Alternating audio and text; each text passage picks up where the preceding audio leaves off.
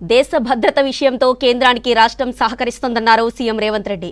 అందులో భాగంగానే వికారాబాద్లో లో ఫ్రీక్వెన్సీ నేవీ రాడర్ స్టేషన్ ఏర్పాటుకు 3000 ఎకరాలు ఇచ్చామన్నారు. సదరన్ కమాండ్ సెంటర్ను హైదరాబాద్కు మార్చే అంశాన్ని పరిశీలించాలన్నారు. ఇక తెలంగాణకు సైనిక్ స్కూల్ ఇవ్వాలని సివిల్ మిలిటరీ లైజన్ కాన్ఫరెన్స్లో కోరారు.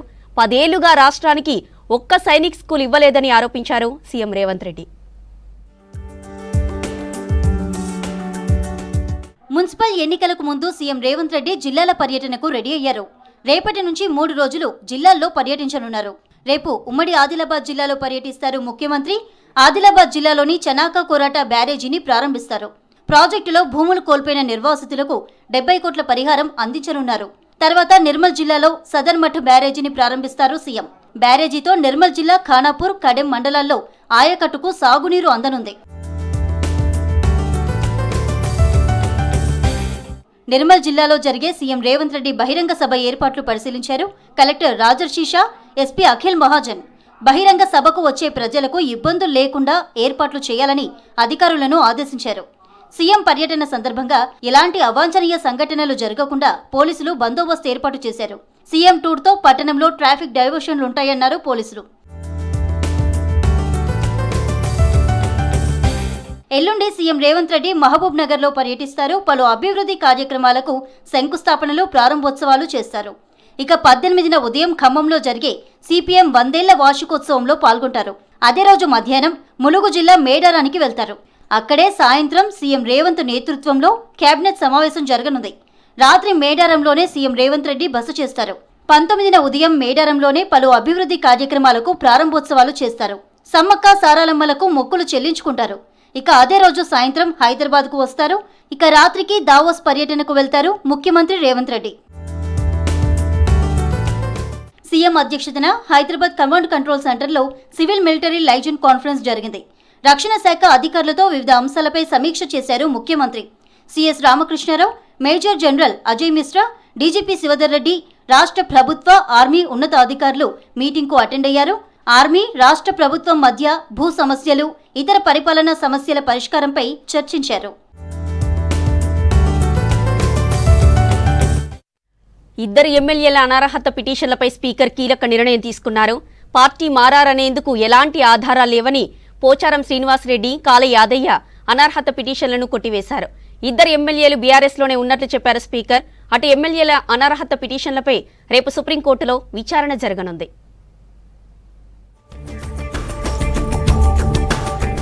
పార్టీ మారారనే ఆరోపణలు ఎదుర్కొంటున్న ఇద్దరు ఎమ్మెల్యేలపై స్పీకర్ గడ్డం ప్రసాద్ కుమార్ కీలక నిర్ణయం తీసుకున్నారు. ఎమ్మెల్యేలు పోచారం శ్రీనివాసరెడ్డి, కాళ యాదయ్యకు స్పీకర్ క్లీన్ చీట్ ఇచ్చారు. పోచారం శ్రీనివాసరెడ్డి, కాళ యాదయ్య బీఆర్ఎస్లోనే ఉన్నట్టు స్పీకర్ తీర్పులో చెప్పారు. ఇద్దరు ఎమ్మెల్యేలు పార్టీ మారారనేందుకు ఎలాంటి ఆధారాలు లేవని, వీరిపై అనర్హత వేటు వేయాలని దాఖలైన పిటిషన్లను కొట్టివేశారు స్పీకర్.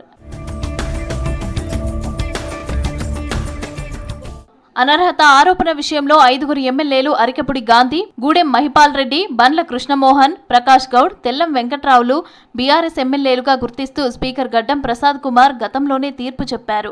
మొత్తం 10 మంది ఎమ్మెల్యేలపై పార్టీ ఫిరాయింపు ఆరోపణలు రాగా 7గురికి క్లీన్ చీట్ ఇచ్చారు. జగిత్యాల ఎమ్మెల్యే సంజయ్పై విచారణ పూర్తి కాగా తీర్పు రిజర్వులో పెట్టారు. ఎమ్మెల్యేలు దానం నాగేందర్, కడియం శ్రీహరిపై అనర్హత పిటిషన్లను స్పీకర్ ఇంకా విచారించాల్సి ఉంది. ఎమ్మెల్యేల అనర్హత పిటిషన్లపై రేపు సుప్రీంకోర్టులో విచారణ జరగనుంది. సుప్రీంకోర్టులో విచారణ దృష్ట్యా ఒకరోజు ముందే స్పీకర్ తీర్పు వెలువరించారు. ప్రజా పాలనలో అందరికీ న్యాయం జరిగేలా కాంగ్రెస్ సర్కారు ముందుకెళ్తోందన్నారు మంత్రులు. గత సర్కారు 10 ఏళ్లలో దోచుకోవడమే లక్ష్యంగా పాలన చేసిందని విమర్శించారు. దొరికిన కాడికి దోచుకుని ప్రజలను పట్టించుకోలేదన్నారు. బీఆర్ఎస్ దోపిడీ వల్లే రాష్ట్రం అప్పుల పాలైందన్నారు మినిస్టర్స్.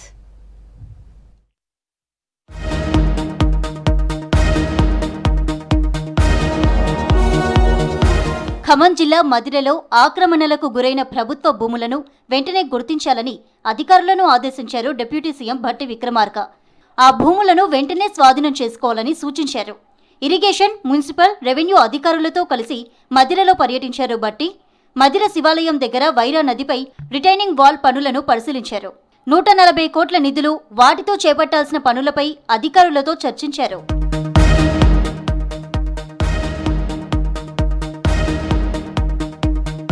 చెన్నూరు మున్సిపాలిటీని అన్ని రంగాల్లో అభివృద్ధి చేస్తానన్నారు మంత్రి వివేక్ వెంకటస్వామి. బాల్క సుమన్ ఇసుక దందాలు చేసి భూమాఫియాను ప్రోత్సహించాడని విమర్శించారు. బీఆర్ఎస్ నేతలు 100 ఎకరాల్లో ఫామ్ హౌజులు కట్టుకున్నారని చెప్పారు. మంచిర్యాల జిల్లా చెన్నూరు మున్సిపాలిటీలో దాదాపు 15 కోట్ల రూపాయల నిధులతో చేపట్టిన అభివృద్ధి పనులకు శంకుస్థాపన చేశారు మంత్రి వివేక్. అబద్ధాలు చెప్పుకుంటూ ఈ ఇసుక దందా భూదందా చేసి కోట్లాది రూపాయలు సంపాదించారు.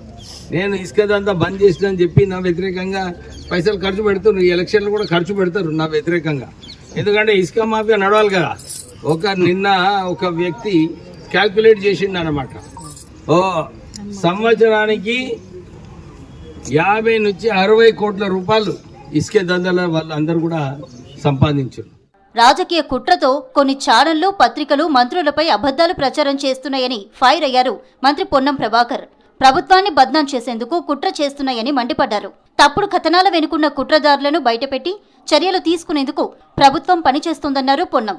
ఒక రాజకీయ దురుద్దేశంతో కుట్ర చేసి అందులో పత్రికలు లేదా సోషల్ మీడియా ఇటువంటి చేస్తే ప్రభుత్వం తప్పకుండా గతంలోనే చెప్పడం జరిగింది. దాంట్లో రాజకీయ ప్రమేయం అవసరం లేదు. ప్రభుత్వం తప్పకుండా చట్టంలో ఉన్నటువంటి పరిధి ప్రకారంగా కఠిన చర్యలు తీసుకోబడతాయి. ఇప్పుడు దానికి చెప్తే పొలిటికల్ కాన్స్పిరెన్సీ ప్రభుత్వాన్ని రాగానే ఇది ఎన్ని రోజులు నడుస్తుంది కూలగొడతామన్నారు. దాని తర్వాత రకరకాల ప్రభుత్వానికి అస్తిత్వపరిచే ప్రయత్నం చేసినారు. రకరకాల బదనాం చేసే ప్రయత్నం చేసినారు. ఆఖరికి మేము అధికారంలోకి రాకముందు జరిగిన కాళేశ్వరం సంఘటన కూడా మేమే బాంబు పెట్టి పేల్చినామనే అసహనంలో ఉన్నారు. ఎంత ఫ్రస్ట్రేషన్లో ఉన్నారంటే వాళ్ళు ఏం చేస్తారో తెలిసే పరిస్థితి లేదు కాబట్టి ఇటువంటి కథనాలు చేస్తున్నారు. రాష్ట్రంలో ఆలయాల అభివృద్ధికి కాంగ్రెస్ సర్కారు కృషి చేస్తోందన్నారు మంత్రులు కొండా సురేఖ, పొన్నం ప్రభాకర్. హనుమకొండ జిల్లా భీమదేవరపల్లి మండలం కొత్తకొండ శ్రీ వీరభద్రస్వామి బ్రహ్మోత్సవాల్లో పాల్గొని మొక్కులు చెల్లించుకున్నారు. స్వామివారికి ప్రీతిపాత్రమైన గుమ్మడికాయలను సమర్పించి మొక్కులు చెల్లించారు నేతలు. ఎవరికి కూడా తొక్కిసలాట జరగకుండా అన్ని ఏర్పాట్లు కూడా అన్ని డిపార్ట్మెంట్స్ కూడా మేము చెప్పడం జరిగింది. ఫైర్ డిపార్ట్మెంట్ కానీ, హెల్త్ డిపార్ట్మెంట్ కానీ, ముఖ్యంగా శానిటేషన్ విషయంలో ఎక్కడా కూడా కాంప్రమైజ్ కావద్దు. మరి బయట నుంచి అవసరమైతే బయట వాళ్ళని తీసుకొని క్లీన్ గా పెట్టాలి అని చెప్పడం జరిగింది. 10 ఏళ్ల బీఆర్ఎస్ పాలన అంతా కబ్జాలతోనే నడిపించిందని విమర్శించారు మంత్రులు. అభివృద్ధిని పక్కన పెట్టి ఆదాయం దోచుకోవడంపైనే గులాబీ నేతలు ఫోకస్ చేశారన్నారు.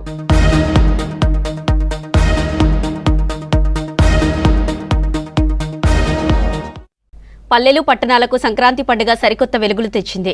లోగిళ్లలో రంగురంగుల ముగ్గులు, ఇంటింటా పిండి వంటల గుమగుమలు, ఆకాశంలో కలర్ఫుల్ పతంగులు ఎగిరాయి. ఆలయాల్లో పూజలు, హరిదాసు కీర్తనలు, గంగిరెద్దుల ఆటలతో రాష్ట్రమంతా పండుగ వాతావరణం ఉట్టిపడుతోంది. సిటీతో పాటు జిల్లాలో కుటుంబ సభ్యులతో కలిసి సంతోషంగా పండుగ జరుపుకుంటున్నారు జనం. ఇక 3 రోజుల పండుగలో 2వ రోజు సంక్రాంతి సంబరాలు ఆనందోత్సాహాల మధ్య సందడిగా సాగాయి. రాష్ట్రంలో సంక్రాంతి సంబరాలు ఘనంగా జరుగుతున్నాయి. కుటుంబ సభ్యులతో కలిసి పండగ జరుపుకుంటున్నారు జనం. సంక్రాంతి పండగ శోభతో పల్లెలు, ఇటు పట్టణాలు కలకలలాడుతున్నాయి. పిల్లా పాపలు, పెద్దలు, కుటుంబాలు, బంధుమిత్రుల రాకతో ఇంటింటా సందడి నెలకొంది. రంగురంగుల ముగ్గులతో లోగిళ్లు కొత్త శోభను సంతరించుకున్నాయి. మహిళలు రకరకాల పిండి వంటల తయారీలో మునిగిపోయారు. పిల్లలు, యూత్ పతంగులు ఎగరేస్తూ ఎంజాయ్ చేస్తున్నారు. హరిదాసు కీర్తనలు, గంగిరెద్దుల విన్యాసాలు ఆకర్షణీయంగా నిలుస్తున్నాయి.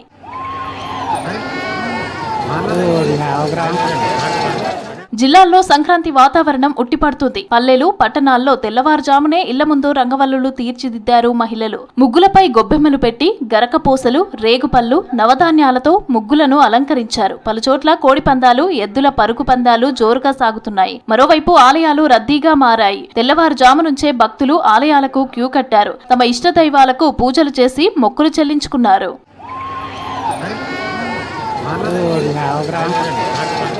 సిటీలోనూ సంక్రాంతి పండగ సందడి కొనసాగుతుంది. శిల్పారామంలో సంక్రాంతి సంబరాలు ఘనంగా జరుగుతున్నాయి. తెలుగు రాష్ట్రాల నుంచి తరలివచ్చిన కళాకారులు తమ కళలను ప్రదర్శిస్తున్నారు. విలేజ్ మ్యూజియం దగ్గర హరిదాసుల కీర్తనలు స్పెషల్ అట్రాక్షన్ గా నిలిచాయి. గంగిరెద్దుల విన్యాసాలు ఆకట్టుకున్నాయి. బుడబుక్కలు, జంగమదేవరులు, సోదమ్మ, తుపాకీ రాముడు ప్రదర్శనలను చూసేందుకు జనం ప్రత్యేక ఆసక్తి చూపించారు. అటు పరేడ్ గ్రౌండ్ లో kite and sweet festival grand గా జరుగుతోంది. 3వ రోజు ఆకాశంలో పతంగులు కనువిందు చేశాయి. ఇక స్టాళ్లలో ఉన్న 1200 స్వీట్స్ నోరూరిస్తున్నాయి. ఇక పండగకు నగరవాసులు సొంతూళ్లకు వెళ్లటంతో రోడ్లన్నీ ఖాళీగా కనిపిస్తున్నాయి. ప్రధాన జంక్షన్లు, ఫ్లైఓవర్లు, రూట్లలో వాహనాల రద్దీ, పొల్యూషన్ తగ్గింది.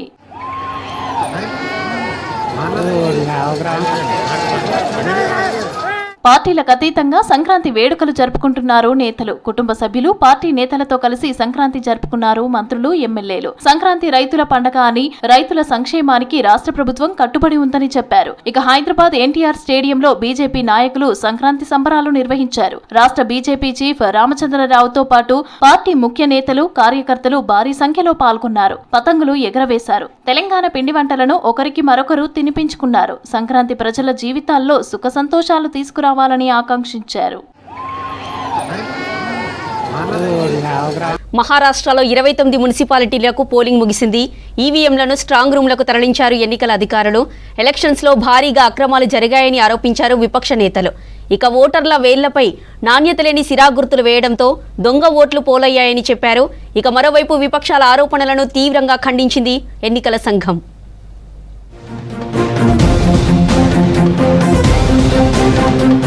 మహారాష్ట్ర మున్సిపల్ కార్పొరేషన్ ఎన్నికల పోలింగ్ ముగిసింది. ఉదయం 7:30కు మొదలైన పోలింగ్ సాయంత్రం 5:30 గంటల వరకు కొనసాగింది. సాయంత్రం 5:30 తర్వాత కూడా చాలా మంది క్యూ లైన్లలో ఉండటంతో పోలింగ్ శాతం మరింత పెరిగే ఛాన్స్ ఉందని తెలిపింది రాష్ట్ర ఎన్నికల సంఘం.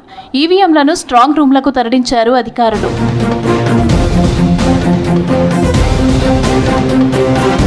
ముంబై మున్సిపల్ ఎన్నికలను అన్ని పార్టీలు ప్రతిష్టాత్మకంగా తీసుకున్నాయి. ఎన్నికల్లో గెలుపు కోసం పార్టీల మధ్య ఆసక్తికర పొత్తులు కుదిరాయి.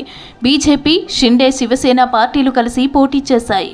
అటు ఎన్సీపీ శరద్ పవార్ పార్టీలు ఒకటయ్యాయి. అలాగే ముంబైలో జెండా ఎగరేయటానికి ఉద్ధవ్ ఠాక్రే, రాజ్ ఠాక్రే సోదరులు కలిసిపోయారు.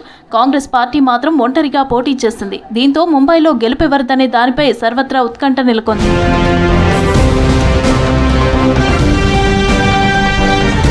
మరోవైపు మున్సిపల్ ఎన్నికల్లో అధికార మహాయుతి కూటమి అక్రమాలకు పాల్పడిందని ఆరోపించారు విపక్ష నేతలు. ఓటర్ల వేళ్లపైన నాసిరకం సిరా గుర్తులు వేస్తున్నట్లు చెప్పారు. దీంతో కొంతమంది వ్యక్తులు ఒకటి కంటే ఎక్కువ సార్లు ఓటు వేసే ప్రమాదం ఉందని ఆందోళన వ్యక్తం చేశారు. కొన్ని చోట్ల ఈవీఎంలు సరిగా పనిచేయలేదన్నారు విపక్ష నేతలు. पहली बार अनुभव हो रहा है कि इंक जो लगाई जा रही है वो भी आप क्लीन कर सकते हो, तो ये सब गड़बड़ी कर रहे हैं ये लोग। और इसलिए मैंने कहा कि ये जो चुनाव आयोग है या कमिश्नर है वो करते क्या है, किस चीज़ के लिए वो सैलरी लेते हैं। इसीलिए उनको वन नेशन वन इलेक्शन, मतलब हर पूरे नेशन में एक ही टाइम घोटाला करो, गड़बड़ करो और पूरे देश पर कब्जा करो। ఓటర్ల చేతివేళ్లపై సిరా గుర్తులకు బదులుగా మార్కర్లు ఉపయోగించామనే ఆరోపణలు ఖండించింది మహారాష్ట్ర ఎన్నికల సంఘం.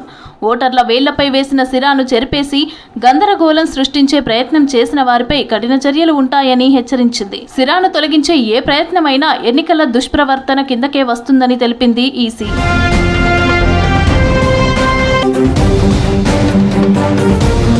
ఎన్నికల్లో అక్రమాలు జరుగుతున్నాయనే విపక్షాల ఆరోపణలు ఖండించారు అధికార మహాయుతి కూటమి నేతలు. తాము కూడా ఓటేశామని, మార్కర్ గుర్తును ఎస్ఈసీ ఎక్కడా వినియోగించలేదని చెప్పారు బీజేపీ నేతలు.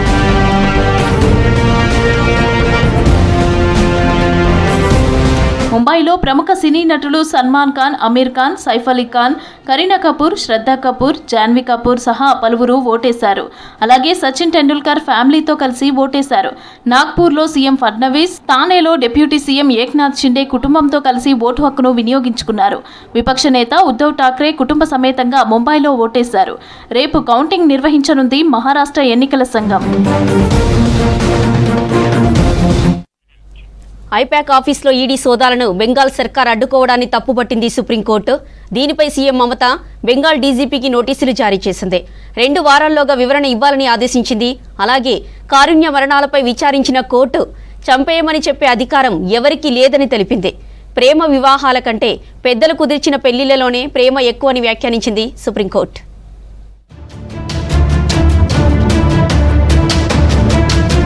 కోల్కతాలో ఐపాక్ ఆఫీసులో ఈడీ సోదాలను సీఎం మమత అడ్డుకోవడంపై ఆగ్రహం వ్యక్తం చేసింది సుప్రీంకోర్టు. ఈడీ దర్యాప్తును బెంగాల్ సర్కార్ అడ్డుకోవడం తీవ్రమైన అంశమని తెలిపింది. బెంగాల్ సర్కార్ సీఎం మమత ఆ రాష్ట్ర డీజీపీకి నోటీసులు జారీ చేసింది. 2 వారాల్లోగా వివరణ ఇవ్వాలని ఆదేశించింది. అలాగే ఈడీ అధికారులపై నమోదు చేసిన ఎఫ్ఐఆర్పై స్టే విధించింది. ఐపాక్ ఆఫీసులోని సీసీటీవీ ఫుటేజ్ భద్రపరచాలని బెంగాల్ పోలీసులను ఆదేశించింది సుప్రీంకోర్టు.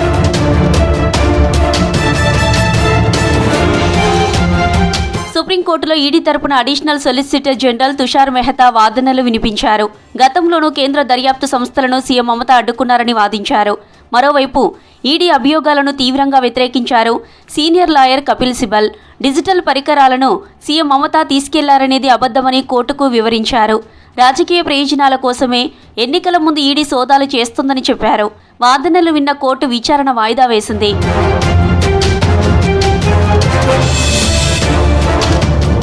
కారుణ్య మరణాలపై కీలక వ్యాఖ్యలు చేసింది సుప్రీంకోర్టు. ఎవరు బతికాలో ఎవరు చనిపోవాలో నిర్ణయించే అధికారం ఎవరికీ లేదని తెలిపింది. దాదాపు 13 ఏళ్లుగా కోమాలో ఉన్న 32 ఏళ్ల హరీష్ రాణా అనే వ్యక్తి కారుణ్య మరణం అంశంపై విచారించింది. ఇది చాలా సున్నితమైన అంశం అంటూ తీర్పు రిజర్వ్ చేసింది సుప్రీంకోర్టు. తమ కుమారుడు జీవోత్సవంలా ఉన్నాడని, కారుణ్య మరణానికి అనుమతి ఇవ్వాలని హరీష్ తల్లిదండ్రులు కోర్టును ఆశ్రయించారు.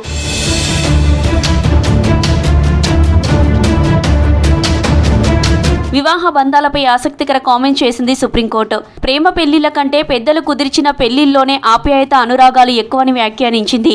ఓ మ్యాట్రిమోనియల్ కేసు విచారణ సందర్భంగా కామెంట్స్ చేశారు జస్టిస్ బివి నాగరత్న. ప్రేమించి పెళ్లి చేసుకునే వారిలో వివాహం తర్వాత దంపతుల మధ్య ప్రేమ ఉండడం లేదన్నారు జస్టిస్ నాగరత్న. ఇవి బులెటిన్ అప్డేట్స్.